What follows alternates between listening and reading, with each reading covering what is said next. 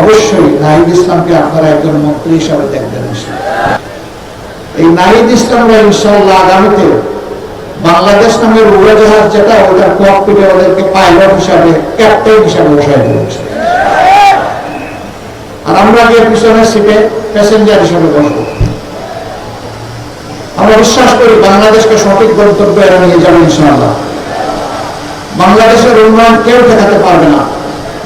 এদেশের মানুষ মেধাবী এবং পরিশ্রমী। অতীতের নেতৃত্বের মধ্যে সততার অভাব ছিল, তাদের মধ্যে দুর্নীতি থেকে হাতকে মুক্ত রাখা সেই শপথ ছিল না, দেশের প্রতি দায় ছিল না। এই জন্যই বাংলাদেশ আগাতে পারেনি। আমরা আশা করবো যুবকরা আমাদেরকে হতাশ করবে না ইনশাআল্লাহ, তারা আমাদেরকে সামনে নিয়ে এগিয়ে যাবে। আজকে একজন বেকারটি বলেছেন, এখানে দুইজন প্রার্থী আছেন, দুইজনকে আপনারা ছিলেন। নাহিদ ইসলামের জন্ম এখানে, বেড়ে ওঠা এখানে।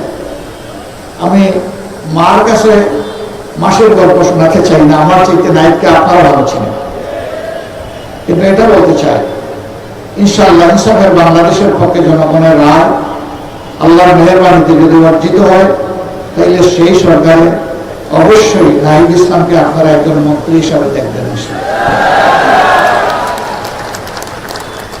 আমরা হাতে হাত ধরে একসাথে কাজ করব, তবে শুধু 11 আসনের জন্য নয়। আমরা বাংলাদেশের 56,000 বর্গমাইলের প্রতি ইঞ্চি মানুষ আর 18 কোটি মানুষের প্রত্যেকের হকের উপরে আমরা পাহারাদারি করবো ইনশাআল্লাহ। কারোর সাথে আমরা বেইনসাফি করবো না।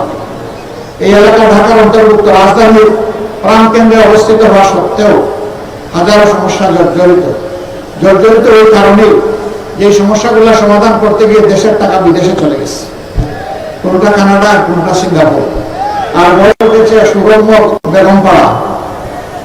আমরা যদি সেই টাকাগুলো ফিরিয়ে আনতে পারি, আর আগামীতে আর কোন রাজনৈতিক দুর্বৃত্ত যদি দেশের টাকা লুণ্ঠনের সেই দুঃসাহস না দেখায়, বাংলাদেশ ভুল করে সামনের দিকে এগিয়ে যাবে ইনশাআল্লাহ।